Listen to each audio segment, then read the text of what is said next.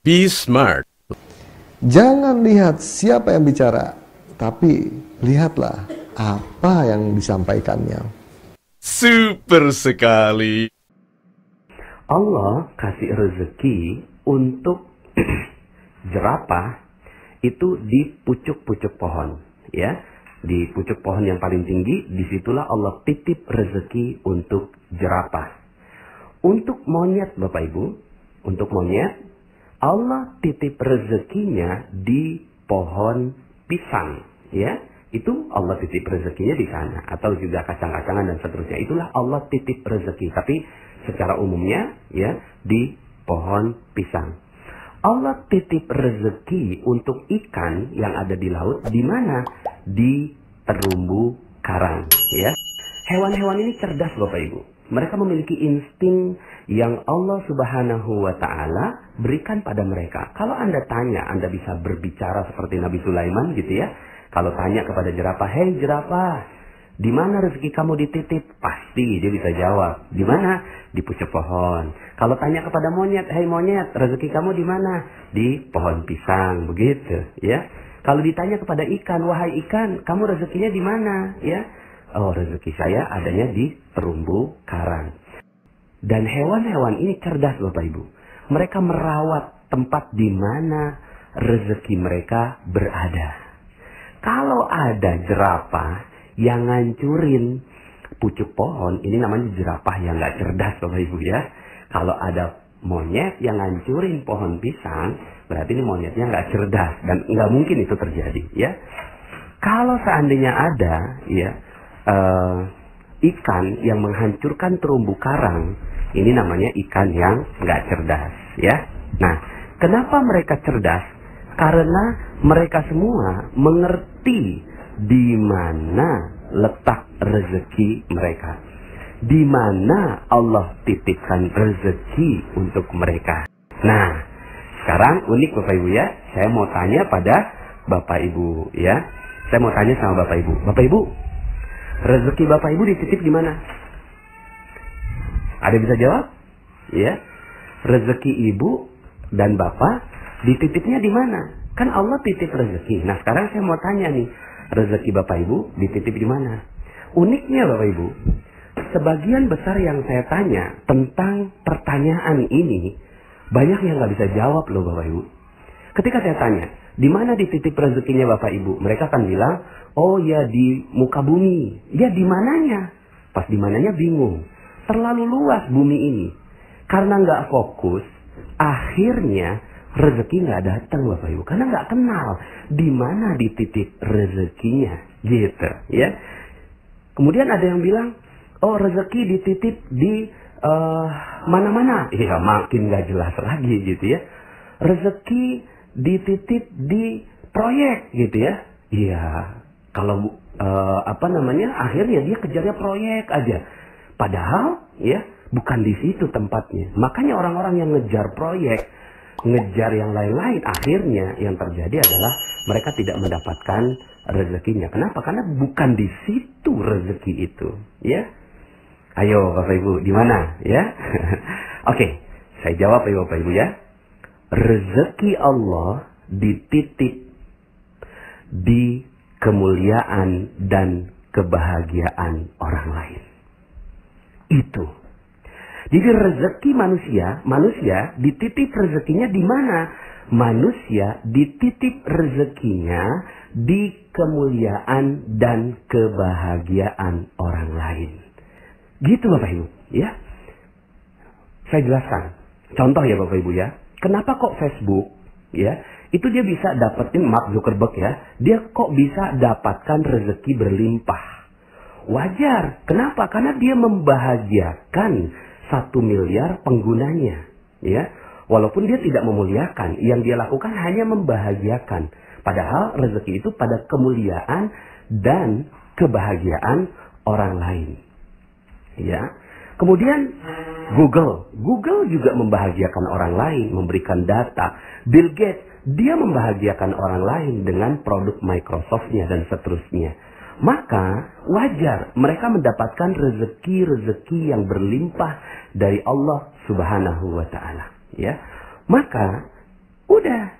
Yang perlu kita lakukan adalah bagaimana kita membahagiakan orang lain. Gitu. Pertanyaan saya, berapa banyak orang yang Anda bahagiakan? Berapa banyak orang yang Anda bahagiakan?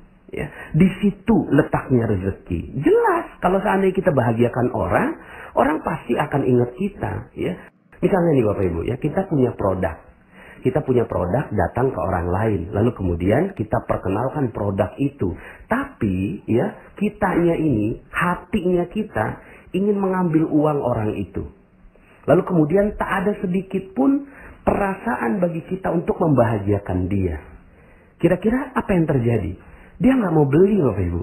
Mungkin produknya luar biasa, mungkin produknya hebat, mungkin produknya solutif. Tapi yang nawarin itu loh, jutek banget, judes banget. Kok saya merasa rendah di depannya dia. Enak aja gue keluarin duit buat dia. Begitu Bapak Ibu. Maka yang dibeli oleh orang itu bukan produk. Sekali lagi, yang dibeli oleh orang lain bukan produk. Tapi orang akan membeli sesuatu dari kita ketika Anda membahagiakan orang lain. Ketika dia udah merasa bahagia, kok enak banget ya. Saya kok enak ya ngelihat wajahnya dia, senyumnya dia. Kok dia tulus gitu ya untuk memberikan kebahagiaan buat saya. Maka produk nomor 2 Bapak Ibu. Yang pertama adalah kebahagiaan dia. Dan akhirnya yang terjadi adalah jangankan produknya Bapak Ibu. Mungkin setelah itu ditambah. Mungkin Bapak Ibu pernah ya, kalau yang laki-laki ya, kalau saya karena laki-laki nyukur gitu ya. Terus kemudian kok rasanya enak banget si tukang cukurnya ini nyukur gitu ya. Kayaknya saya kasih lebih tuh ya. Saya udah gak peduli lagi dengan harganya, saya kasih lebih. Mungkin Anda pernah naik taksi, terus kemudian ada taksi yang supirnya tuh baik, ramah gitu ya. Terus kita tuh rasanya bahagia berada di dalam mobilnya. Maka yang terjadi adalah lebihnya kita kasih Bapak Ibu.